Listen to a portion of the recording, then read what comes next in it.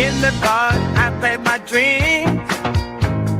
Permaculture flows like sweet streams. I'm the daddy with the know-how seed. Creating the world like it's meant to be. Permaculture, P-I-M-P, I'm the king. Planting love in everything. Bringing change, making it last.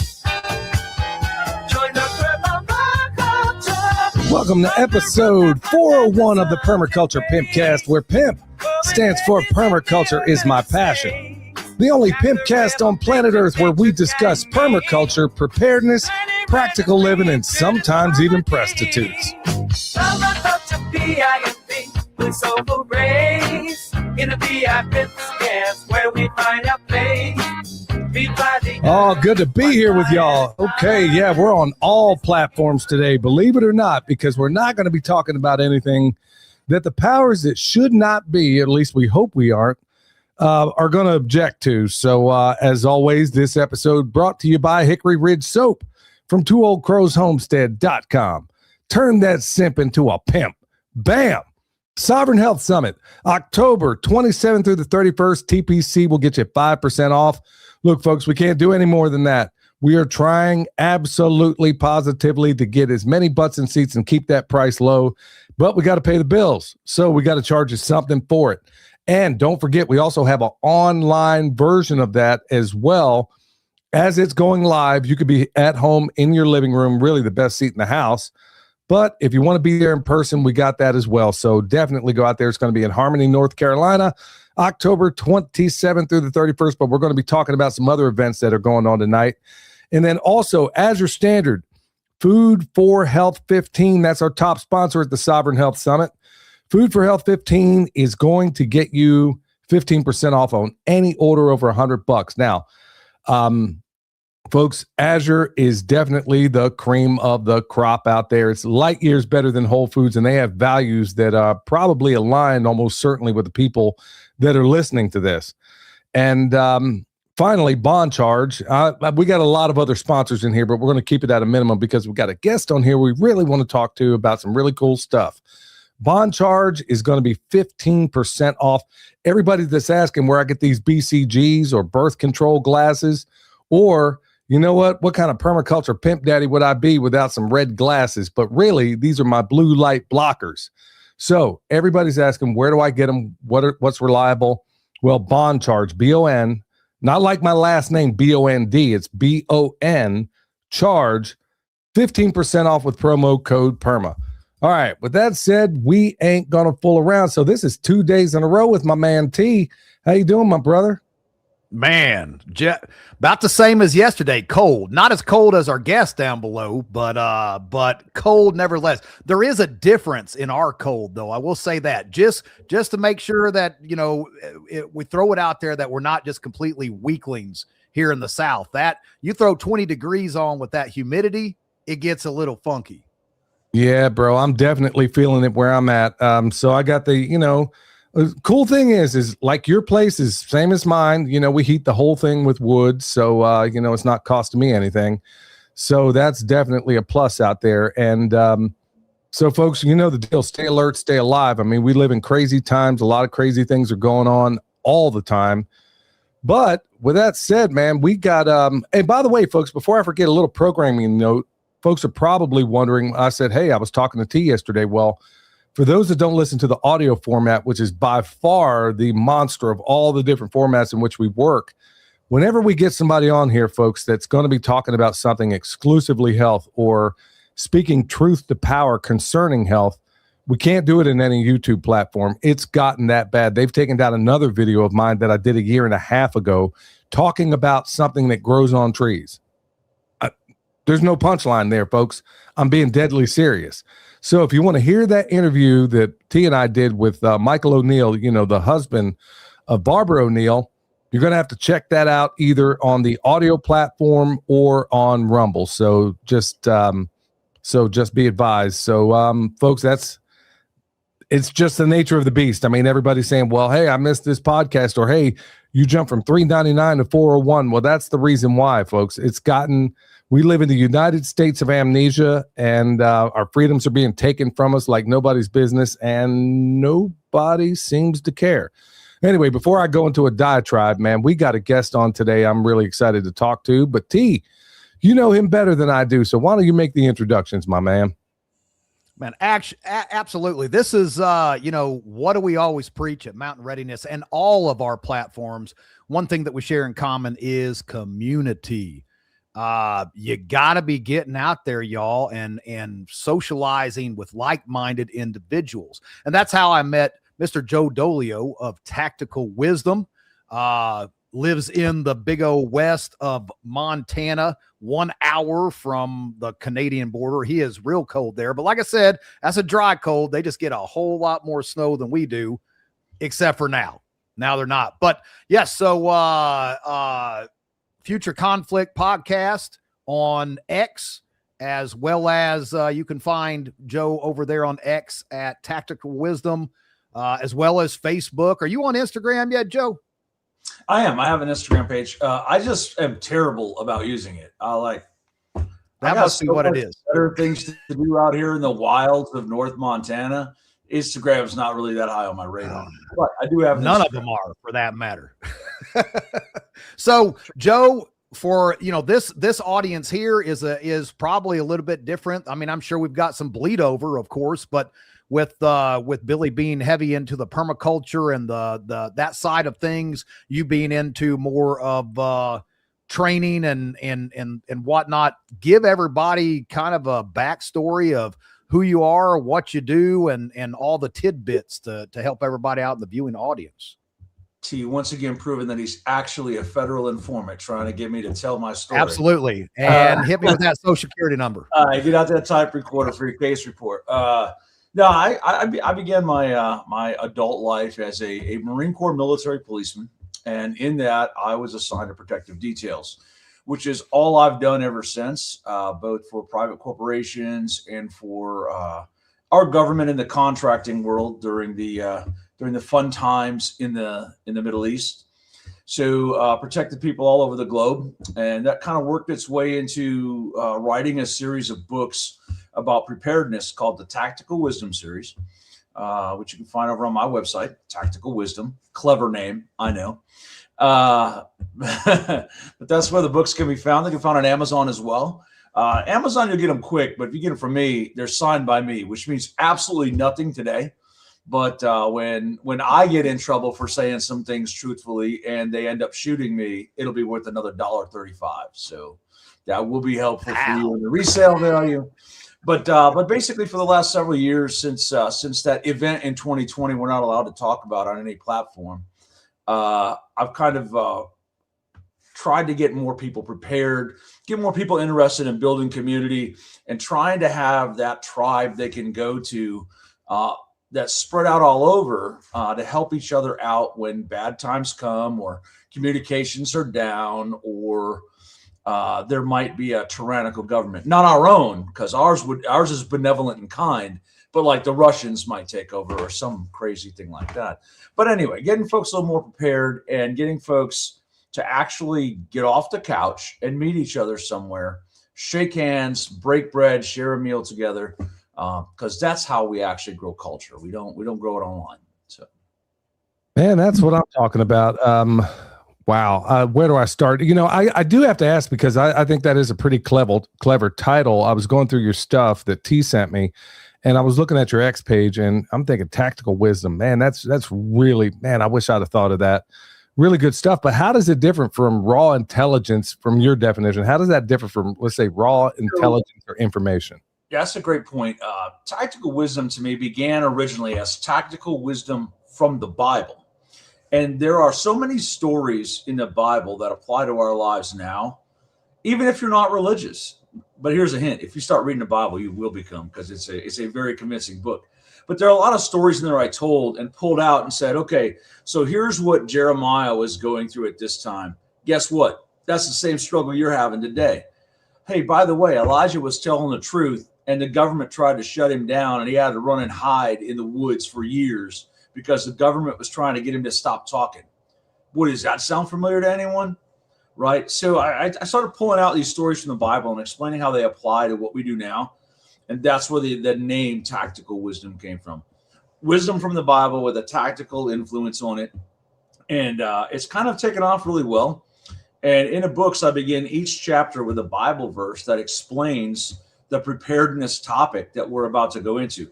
For example, a little known one in Jeremiah, in chapter 10, it says, "Gather up your belongings to leave the land, you who live under siege." That's Jeremiah saying, hey, man, you should probably have a bug out bag ready to go because bad things are about to happen. So when you tell the story like that, people are like, oh, wow, that makes more sense. Well, let me read all of Jeremiah 10 and see what was happening in that time frame. And like, wow, that all sounds just like what was happening now. So maybe there's something to this. And it's just a different way of getting people to look at preparedness and maybe even learn a Bible verse or two along the way. T, let me hit him with one more because you got me hook, line, and sinker now because I'm. Oh, that's perfect. You know, I make no bones about the fact that I'm a blood-bought soldier of Christ, and you know, I lose people over that, and frankly, that's their problem. And it's, you know, in this podcast we talk about permaculture, preparedness, and practical living. So, I mean, what you're doing is completely under what we're doing anyway. And it's funny because as I was getting more and more and more into doing this podcast, I was doing kind of the same things, man. I guess great minds think alike. And then I had a listener send me something out of 2 Kings talking about swales. Now, in permaculture, in this world, in this type of farming, we put these ditches on contour. They're called swales for those that don't know. And it's a water harvesting ditch. And it's used for a whole variety of things, not the least of which being that when you're in the middle of a drought or something like it, well, you can harvest that water, or you can use it for your plants, your crops, your mostly trees and your fruit trees and stuff like that. And here it is in 2 Kings talking about the very thing that we do in modern times. And then so as I'm going through, I'm in a process right now of memorizing all of Psalm. And this stuff, when you go looking for it, this is why you totally got me, bro, because it jumps off the page when you're looking at it like, okay, how did King David deal with this? You know, how did all of the wisdom is right there. So man, shoot, take it away, T. I'm going to have to throw it back to you, or I'm going to steal this whole conversation. You know I got one more I want to throw at you because this will keep rolling. This is about you, Joe. If you look at Exodus, God tells you during Exodus to always carry your e-tool, your little shovel, because it says each man should have in his gear a shovel to bury his excrement. Bro, God said carry an e-tool everywhere you go. And man, let me just say that's good advice, because that incident, T, that happened in the woods that day, we won't tell anybody else about it, but it came in handy. You know, it just goes to show, even on that note, crap happens. So you got to have the tool to handle it. That's it. I'm 100% on board. I mean, right back here, Matthew 24:16, flee to the wilderness. That's what we're talking about here. You know, the good book is the ultimate about preparedness. That's the whole thing. Not just preparedness of living, your life preparedness for the return of Christ. The whole book is about preparing. So, yeah, 100% hand in hand. Talk about some more. How many books do you have in your series? Right now I have 5. So they go from very basic skills up through a little more advanced. So we start with the baseline training manual, where it tells you what sort of gear to buy and what sort of skills to learn. I'm always more about skills than gear, because gear is just spending money. That doesn't do anything. I can buy a tarp, but if I don't know how to put it up, it doesn't do me any good. So I focus on low cost options for people to get started and start learning skills. So the baseline training manual is that it's a book of lists of this is where you need to start. These are the skills you need to learn. Here's how you do it. Book 2 is Fieldcraft, and we actually base a course off of that, where we get out and we teach you how to move in a contested environment where there might be bad folks around and no help. So how can I move, get around, camp, and set up my gear to move in a way that is safe for me? So we talk about that, along with how to use a map and a compass. We are way too reliant on the GPS. Thank you. So you have to know how to use a map and a compass. You also have to know how to read the natural signs. Like, for example, there's less snow on the southern slope of any hill, or the trees are wider on the south side than they are on the north. And real basic skills like that to get people around. Book 3 then moves into how to defend a small community, farm, or neighborhood from whatever the threat is that's out there, the human threat that is out trying to get to you. So it's a complex way of building obstacles and developing a defensive plan and all that stuff. Book 4 gets a little more spicy. It's called Scouting and Patrolling. It's named after a classic military text from World War II. And it's about, okay, I've now learned the skills to move. I've now set up my defenses at home, but there's bad people about. And how do I go about finding them and dealing with them wherever they are? Book 5 is a first aid manual, but it takes us back to 1800s first aid, because people used to get broken bones and they still survived without getting pins put in them, or they got sick and they made it through without advanced medications. So we talk about that. Like, for example, if you break a leg in a collapsed society, you're not going to the doctor and getting a pin put in it. We're going to give you a shot of whiskey. We're going to pull that leg as straight as we can, splint it up, and we're going to hope for the best, brother. And so that's where I am now. I'm working on book 6. Man, I'm so glad you're pointing this stuff out, Joe. I mean, man, I got a feeling you and me are going to get along great, because one of the biggest complaints I've had being in this, preparedness space myself for quite some time, and then prior to that, an Army sapper, I go back to that whole thing with Jessica Lynch that happened all those years ago. And just because the GPSs weren't working and not one person in that entire group had a compass or how to use it, or they would have been able to take an azimuth and say, okay, shoot, the GPS went down. We need to go this way. I mean, I'm talking like really, really basic stuff, things that I was taught as a soldier, and whether it was, land navigation and some of these other basic skills are just not even taught anymore, to my understanding. So I'm glad you're pointing that stuff out, because if you can't figure out just really, really basic things, with a compass or a danger azimuth, or where do you go if you had no other option, things like that. I'm glad you're covering that sort of thing, because that's what seems to be lost. This is why I kind of distanced myself years ago from a lot of the preparedness groups when we were living in Kansas, and I was running with the Kansas and Missouri crowds over there, and it was for the guys. It was all about whenever there was a Democrat in office, our numbers would swell. Whenever a Republican was in office, they would acquiesce. And it's the same thing that we see happening right now, and it's also happening in the homestead space as well, as if there's a dime's worth of difference between any of these people. So, with that said, I'm just one. I guess that's a long monologue to ask. What do you think in the modern day is the biggest common mistake? You might have answered it already, but I want you to nail it down a little bit if you wouldn't mind. What do you think is the biggest common mistake for a lot of people that are trying to become more prepared or resilient? Well, everyone focuses on preparing for the one big thing, like whatever it might be. Somebody might say, oh, I'm preparing for a pandemic, or I'm preparing for a Russian invasion, or I'm preparing for a tyrannical government. Forget all that nonsense. Prepare for the second and third order effects of whatever it is. And those second and third order effects are lack of fuel, lack of electricity, lack of water, and people behaving badly. If I understand how to handle all of those problems, it doesn't matter what happens in the world. And the other thing is everyone gets too much of a focus on wanting to put holes in things and get in these big fights, or go to a first aid class and only want to learn about gunshot wounds. I say this every time I run a class. I say, raise your hand if you've ever been in a gunfight. And like nobody raises their hand. I say, raise your hand if you've ever fallen down. And everybody raises their hand. Which one should we spend more time preparing to do? Falling down. And so I think we should get on that. And I think that the biggest overlooked preparedness skill in the world is swimming. What are your odds of getting in a fight with Chinese soldiers versus your odds of having to get across a river or falling in the water? You're not prepared if you can't swim.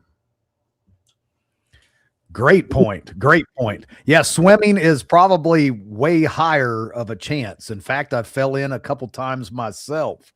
Another part, and let me ask you this, Joe, as well, is I think you even said about the gear side of things, skill is where we need to focus. And, right back to biblical, Samson, he only needed the jawbone of a donkey to take care of business. That's all he had. And he still made it happen, and he made it happen well. But, preparedness for me, I think television and social media has given people a false sense of what preparedness and survival actually looks like. Wouldn't you agree with that? Yeah, I even put that in the preface to my first book. Like, Doomsday Preppers show was made to make us look crazy. Exactly. And they picked the wildest examples and ran with them just to make us look like a bunch of crazy people. But guess what? Our grandparents were preppers, and they never called it that. They just called it living. That having lived through the Great Depression, they were like, we're going to grow our own food. We're going to know how to hunt. We're going to know how to fish, and we're going to keep to ourselves. And that's really that's the core tenets right there of preparedness, being able to take care of myself and my people. Getting back to the basics that our forefathers lived on the daily. Another thing that I come across a lot with running Mountain Readiness and going to a lot of these different events is people focus on, like you said, one little area, putting holes in things, but closing the loop on preparedness. And what I get by is this fireplace that I have in the other room, it has to have wood.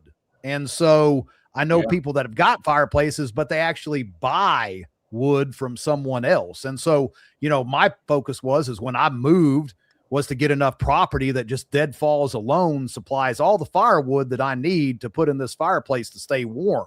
People say I have backyard chickens and I'm prepared because I have eggs, except for that they go to Tractor Supply and pick up their feed to feed those chickens. And then they don't know how to process them on top of it all because they're pets.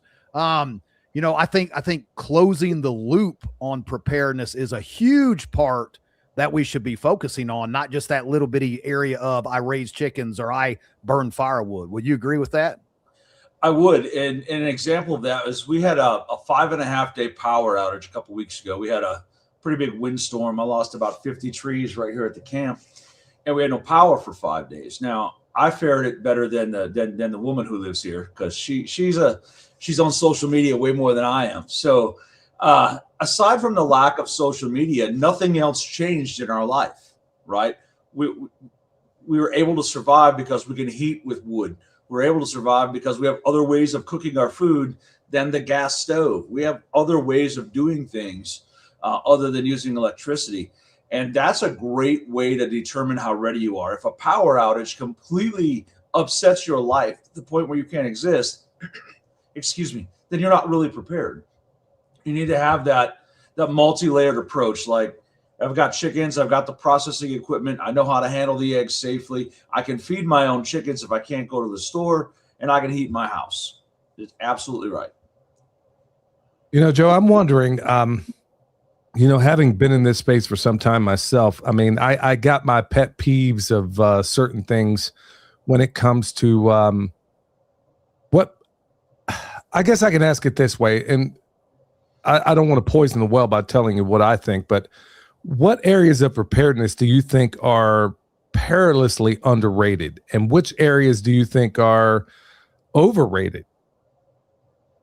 So overrated is always the tactical side of things. Now, we do those classes, don't get me wrong, but that's all certain classes of people want to do, right? I want to take this patrolling class, I want to take this shooting class, I want to take this.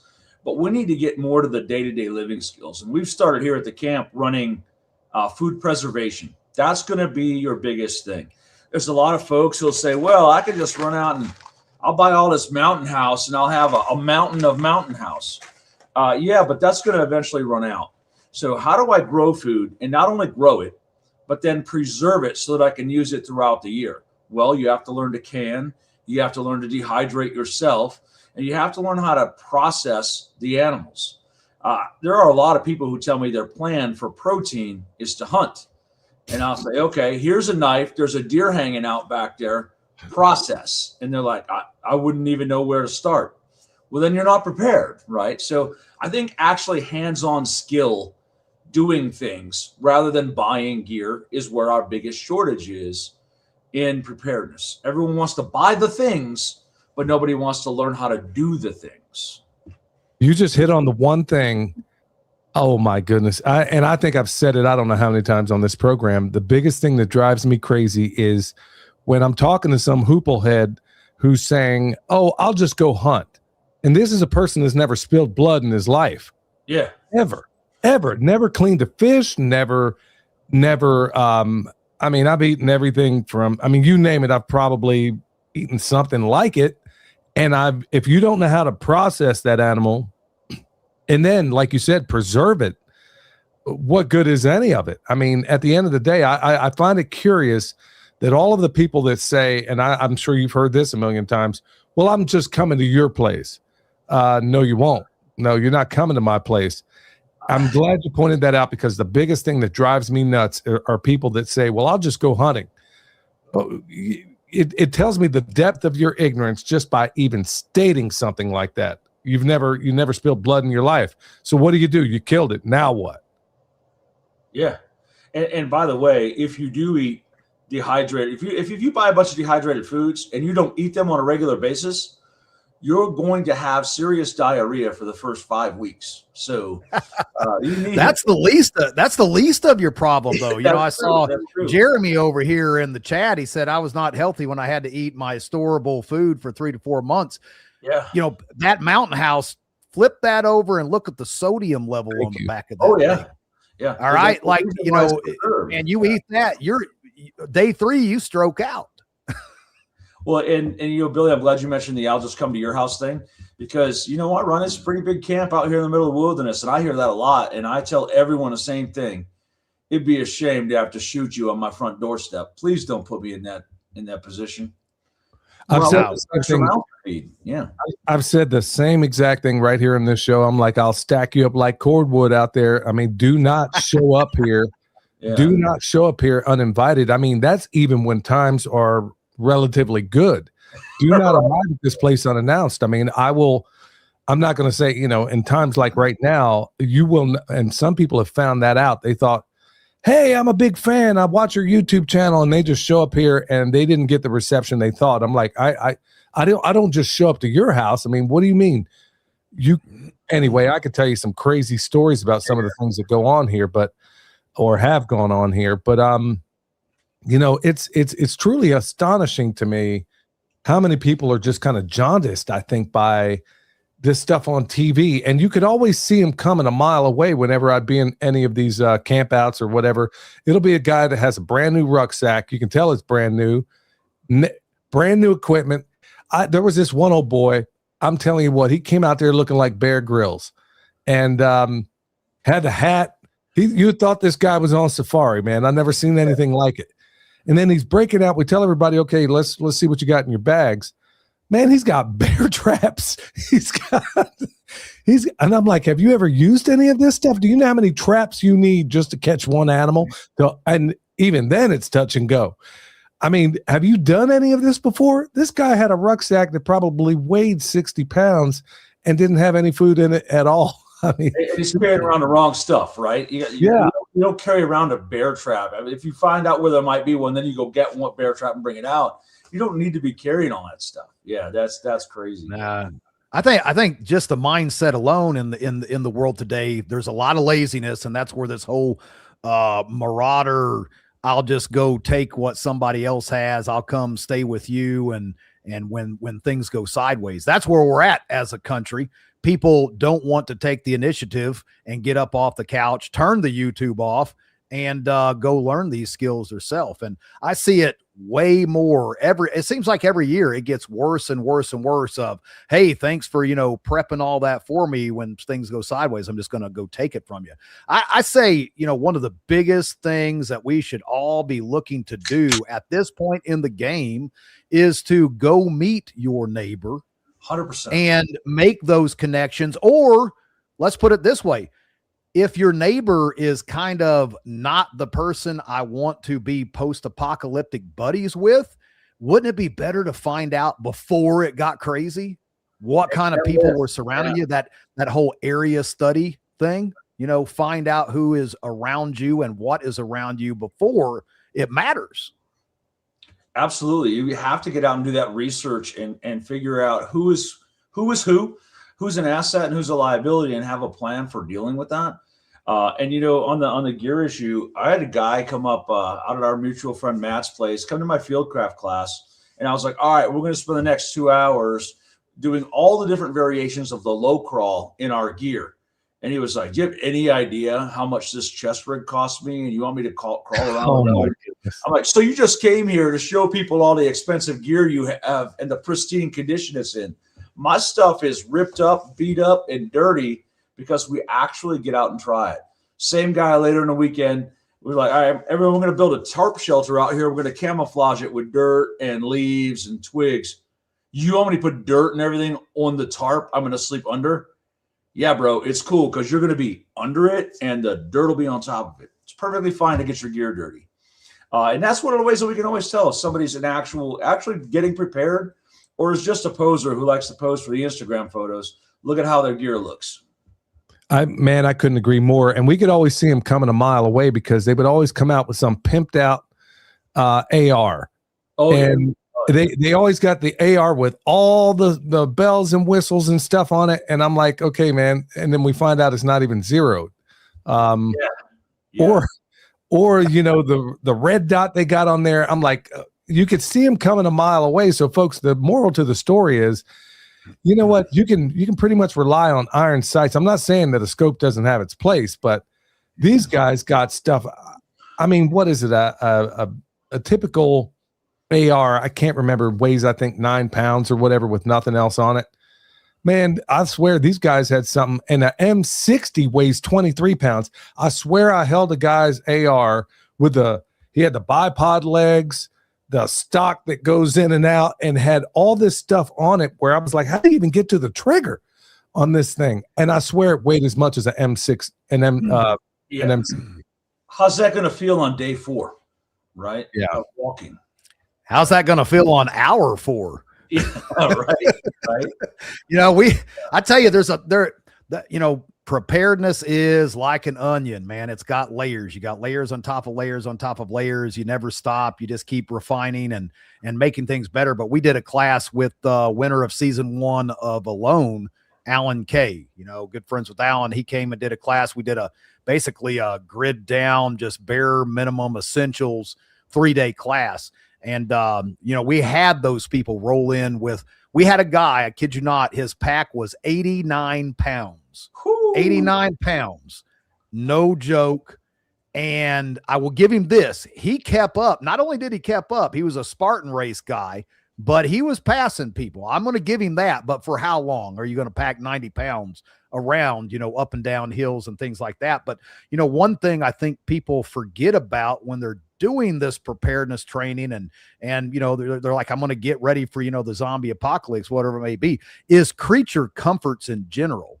I remember Alan brought everybody, in a big circle, and we had already rucked for a couple miles. Everybody put their bags down. We're standing in the group. He's speaking and he said, okay, everyone, put your bags in the center of the pile here. Give me your cigarettes, your chewing gum, anything, vapes, everything, put it all right here. Oh my gosh, you thought the world had ended. People come unglued. We actually had a gentleman leave the class an hour later and said, nope, I'm out. See ya. Bye. Because he couldn't go without his vape. And that was after an hour. And I would tell you by the next morning when Alan actually gave everything back to everybody, it was Christmas. People were losing their minds. They were falling all over themselves. They were the happiest people you've ever seen. But up until that point, the world ended for them as they knew it. And so things of that nature is something else to take in consideration, which personally we saw with Hurricane Helene, cut off from a lot of things. Billy did as well, because he's right there in the big middle of where that mess hit. I had friends in a parking lot that was there for 5 days that couldn't get out, that they had no creature comforts. They were living in their trucks. They didn't have their their cigarettes, their coffee, because cash is king. And if you didn't have it in your pocket, you wasn't getting nothing from that store. Yeah, you have to get out and actually be ready for that. a friend of mine has a saying. It says you don't have to practice being uncomfortable, but you actually do, so that it's not such a bad impact on you when you get out there. You have to practice being cold. You have to practice being hungry and pushing on. And about guys who carry so much gear, you have to be in condition to conduct whatever the mission is, even if it's just building a tent when you get there. And if you've trudged on for 10 hours carrying 86 pounds, you're not in a condition to even put up a tarp for a shelter. So you got to be thinking about the long haul when you're doing these kind of things. You know, you guys are bringing up something that William Forstchen, you know, the guy that wrote 1 Second After. I was speaking at a conference with him, maybe an hour away from here, a little east of Asheville. I'm sorry, west of Asheville. Anyway, he brought up something that man, it really kind of changed my whole paradigm about how I think about this stuff. And I was wondering if you ever thought about this, Joe. And I guess he hired actuaries to find out what would happen if, let's say, an EMP, whatever, pick your calamity du jour, were to go off, and then all of a sudden, people couldn't get their serotonin reuptake inhibitor drugs. And what he said there absolutely blew my mind, because it's something I never even considered.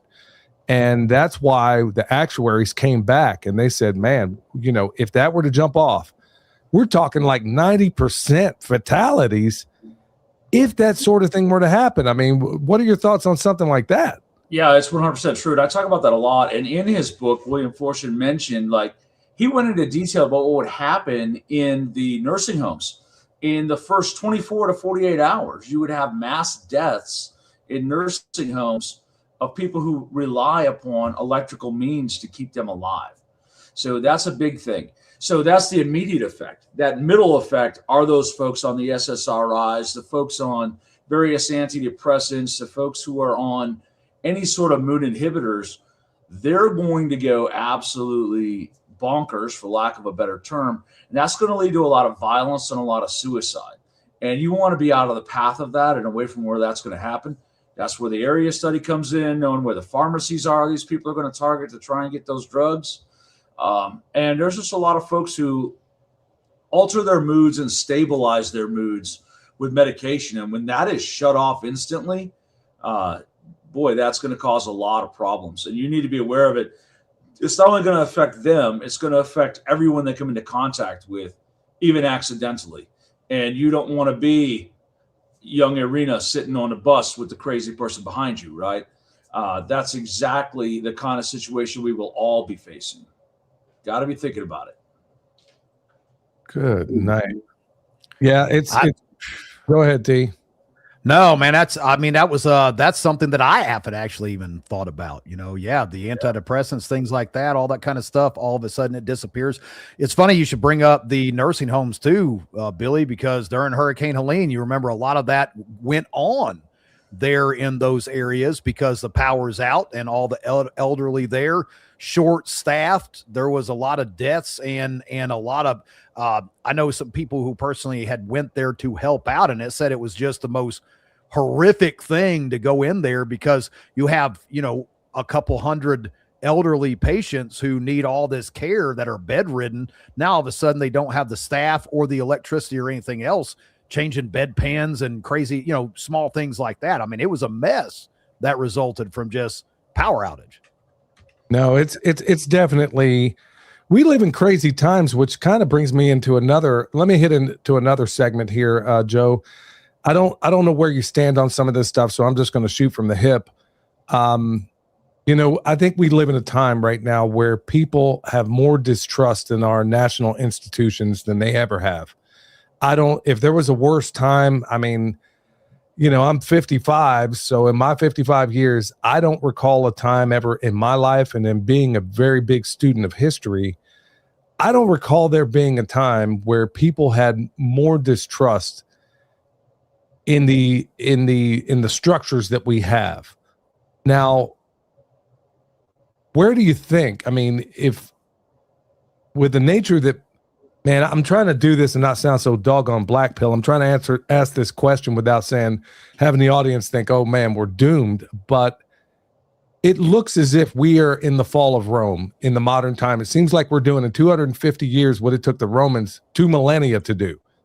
And here we are in this place, man. Where do you see this country going, and where do you see the need for preparedness as far as people on their to-do list, the things they ought to be doing, the things they ought to be tightening up, and where can they go to get this stuff to tighten up? That's probably too many questions, but I'm going to throw it at you. No, let me start with this. It's not blackpilling to address objective reality. In order for us to fix any given thing, the first thing we have to do is acknowledge that this thing is broken. I can't fix my TV if I don't know it's broken and what's wrong with it. So a distrust in institution is a symptom of the larger problem. More importantly than that, we also have a big distrust of each other. And that's what's going to cause more problems than anything else. And I get the fall of Rome comparison a lot. And I always say this, and I said this about Bleeding Kansas was actually the example I used. Bleeding Kansas was a 10-year period of sectarian violence between two different political ends of the spectrum, which we're seeing a little bit of right now.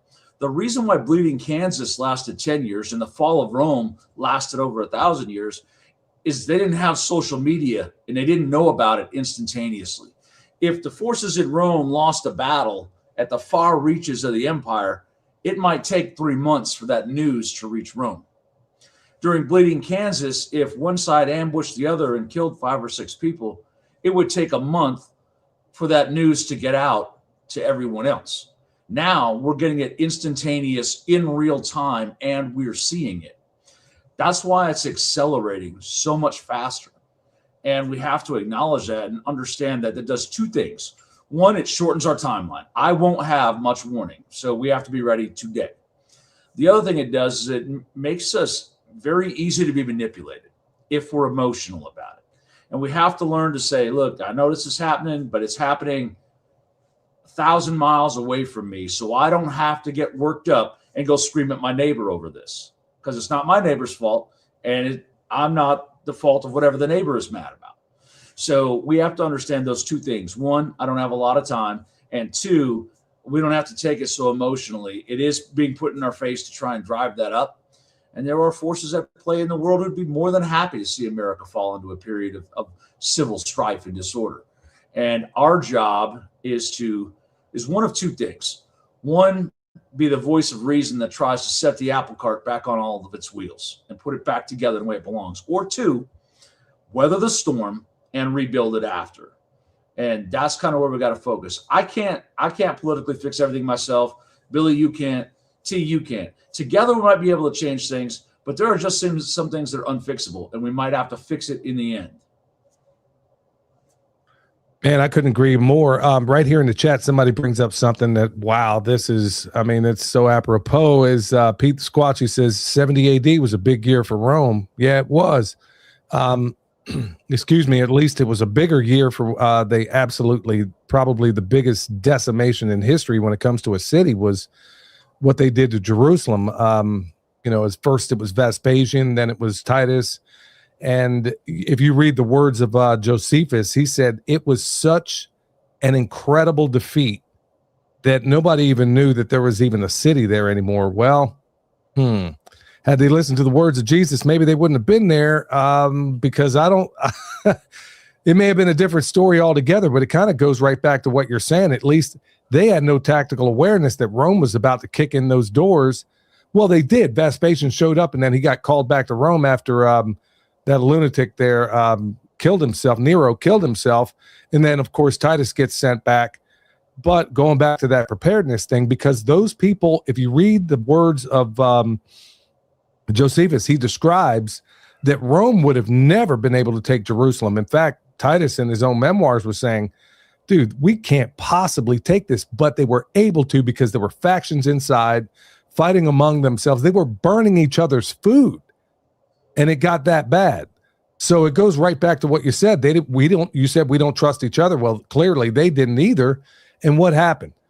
They went in there and absolutely laid waste. In fact, took up all the foundations to every single building over there, to the point that you couldn't even tell that there was ever a city there. So Yeah, you talk about a butt kicking, but it's amazing that he brings it up exactly when you're talking about the fact that here we are with this overlay with, well, I guess, we got 900 military bases in 130 countries. I guess that makes us an empire too. So you know what happens to empires?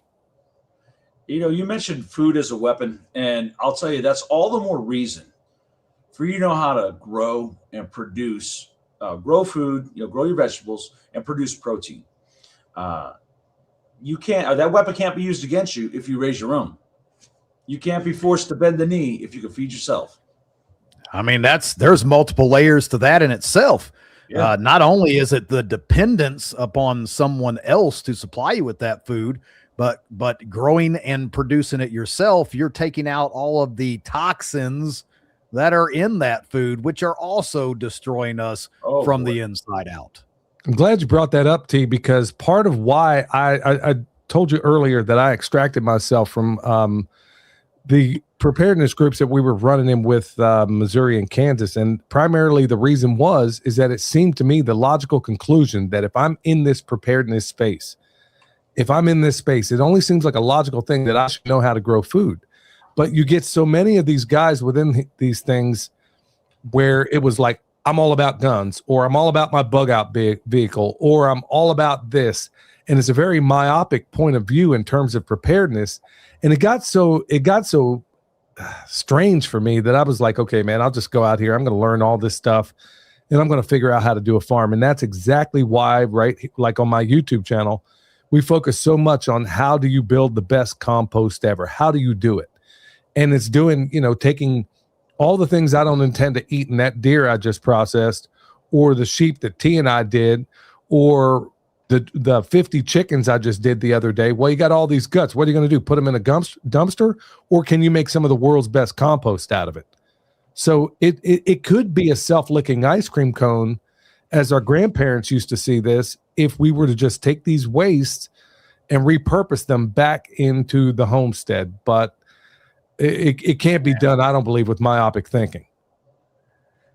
I'll agree with you too on just another step to that, Billy, because compost alone, people, I was talking about this with our friend Pat Militich, with Soil Saviors, talking about if you want nutrients dense food, you have to have nutrient dense soil, and our soil is so depleted and dead. And then unfortunately, we've got mainstream big chain stores saying we need to go in here and buy their potting soil and their mulch and their things.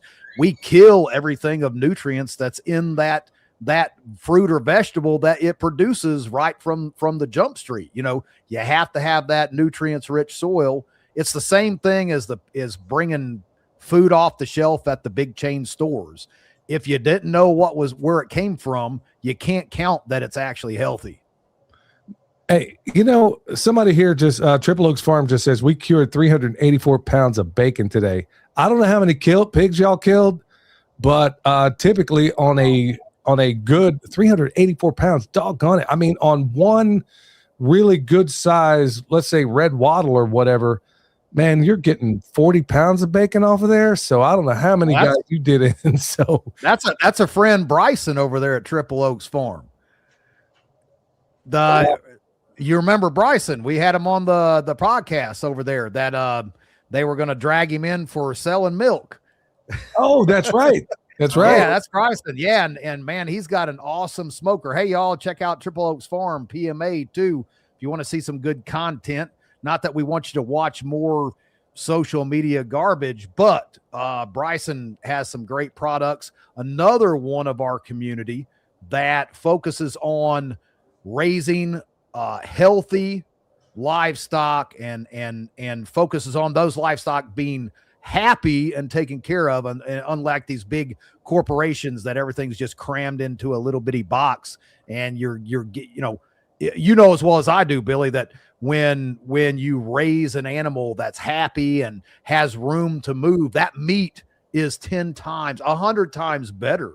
A happy chicken is a tasty chicken. Well, I'll give you a perfect example of that is, and go try this because I am a trained butcher, trained by Michelin star chefs. So go try this, folks. If you think I'm lying, raise a pig on concrete and then raise a pig on soil. Now, when it comes to time to dispatch both of them, I want you to do two things. Try this experiment and tell me if I'm wrong. If you take any of the hams, cure them with salt with the one that was raised on concrete, it won't work. But if you do it with the one that was raised on dirt, you're going to find out that it works great, because that's how they did it 100 years ago, and more and more and more. So, folks, these old ways do matter. You can't raise it. You can't make what we call a country ham out of a pig that was raised in a CAFO operation. It won't work. It's like nature telling you, the good Lord telling you, hey, this is not the way it was meant to be. So, and that applies basically to all other animals. You can't do a lot of this stuff in a CAFO operation. But Joe, let me get back to you, man, because, man, I'm really fascinated with the stuff you're doing and the things you're saying. But as I understand it, for the people out there that may be in your neck of the woods or want to travel that way, because obviously Montana is beautiful, I understand you have a place where they could learn some of these skills. How does one, link up with you to do so? Absolutely. If you check out my website, tactical-wisdom.com, you'll see the classes that we have listed. And the classes all, they're mine or other instructors that we teach out here at what's called Camp Ponderosa. And that is run by the Northwest Montana Veterans Food Pantry. So we have a 84-acre camp out here inside 6 million acres of the Bob Marshall Wilderness. Our nearest neighbor is 5 miles away, which is glorious in and of itself, and are like-minded folks. And they run an outfitter and hunting company. So good partnership to have. We are in the heart of the Swan Valley in Northwest Montana, near the only lake in America that you can still drink unfiltered, which is Flathead Lake in Big Fork, Montana. Right now, I just got finished with a winter fieldcraft class where we learned snowshoeing, building winter campsites, and moving around in a mountain environment. You saw a bunch of guys just walking through behind me here. We're in the middle of a digital tradecraft class right now, taught by my friend Kay from Combat Studies Group, where you can learn how to secure your phone, your internet traffic, all kinds of things to avoid that leak of personal data or information out there that our information overlords love to steal from you. We do classes like that. We do classes on food preservation. We do classes on outdoor skills. We do a lot of radio classes. And more importantly, you don't just have to come here for a class. What we're trying to build here is a like-minded community. So we're not open to the public, but if you're somebody who's affiliated with the Pimpcast or Mountain Readiness, or someone who's been to one of our classes before and is a like-minded person, you're welcome to bring your family here on vacation. We have RV sites, we have tent camping, we have a few rooms that are available for rent. And we're right in the heart of Montana's wilderness recreational paradise. We have hiking trails. We've got all kinds of things. We've got hunting, fishing, everything you want. But don't come out here expecting to get outstanding cell service for your Instagram, because you're not going to get it. Nothing annoys me more, Billy. I get a call from somebody. They'll say, I want the Montana backwoods experience. I'm like, come on out. We'll put you in a campsite. You'll be ready to go.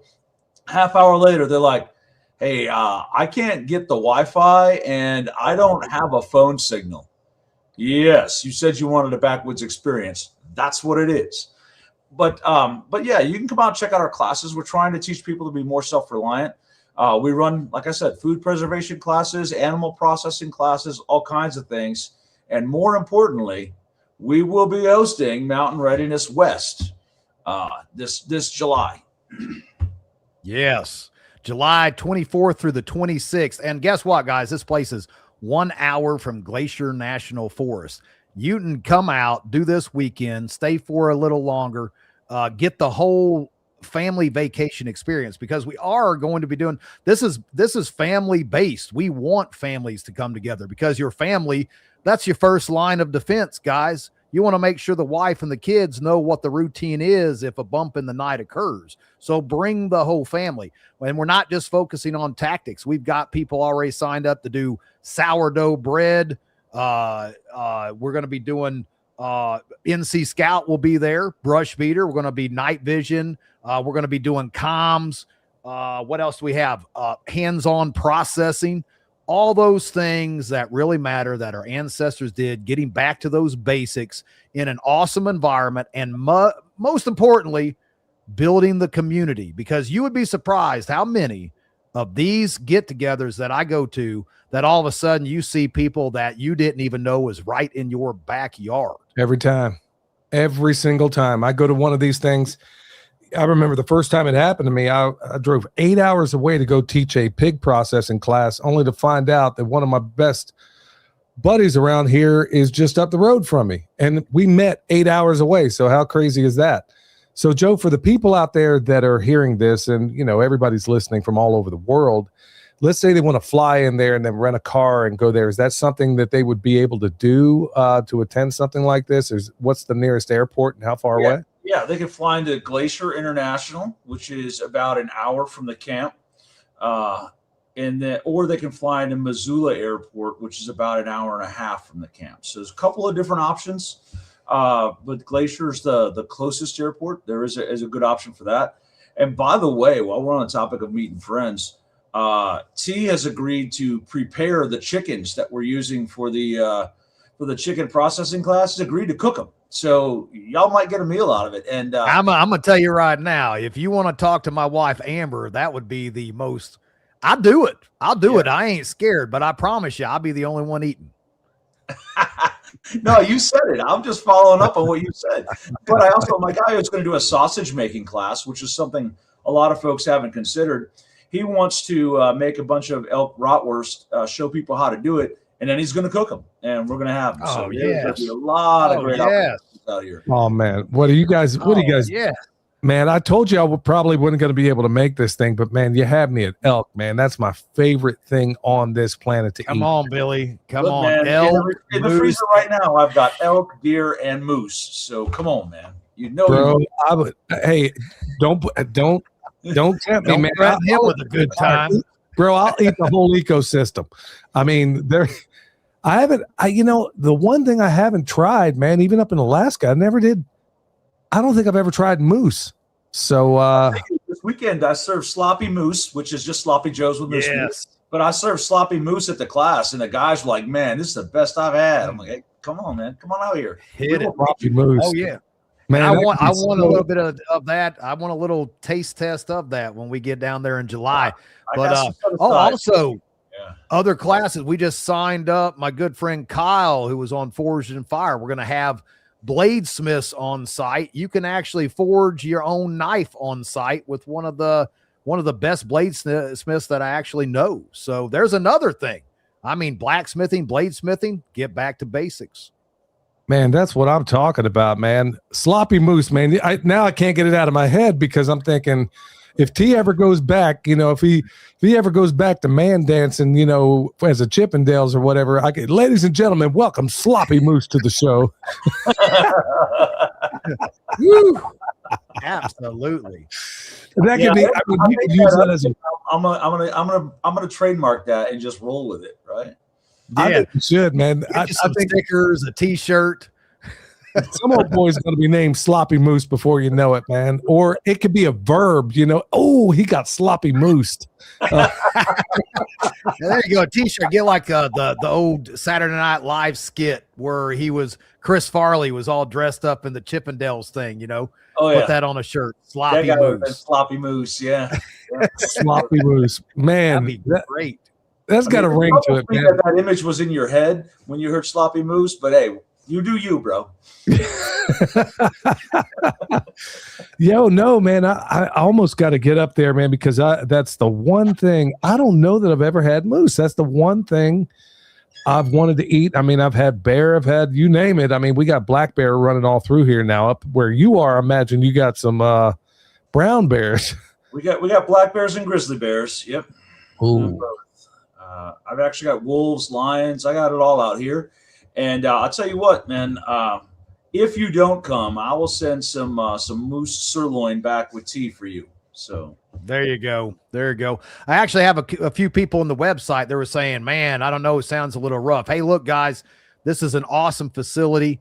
And website wise, you can go to the tacticalwisdom.com, or you can go to mountainreadiness.com. Looks like that in the background. And we have all of our events posted. Mountain Readiness West is there. We've got Mountain Readiness Spring Expo here in Harmony, North Carolina. And then 2027, we have Mountain Readiness Texas in Grapeland, Texas in March. That will be available here soon. Leave it. Bro. Nailed it. You know, I mean, I'm going to call Bryson. I'm like, seriously, bro? Yeah. There you go. Nailed goodness. it. And Billy, tell them about October, or you already did. We've got the Sovereign Health Summit with Barbara O'Neill, Dr. Tenpenny, Doc Lee Merritt, Jonathan Otto. The list goes on because what should be your number one prep, Joe? I'm sorry, I was reading the comments. That's all right. Number one prep? I said, what is your number one prep above Community. all other preps? Is your health.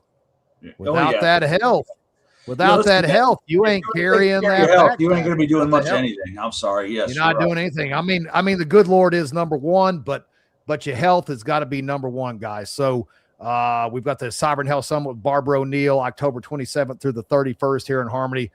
Go to Mountain Readiness or go to Perma Pastures Farm that on his website, or go to Tactical Wisdom. We are all a community. All y'all should be doing the same.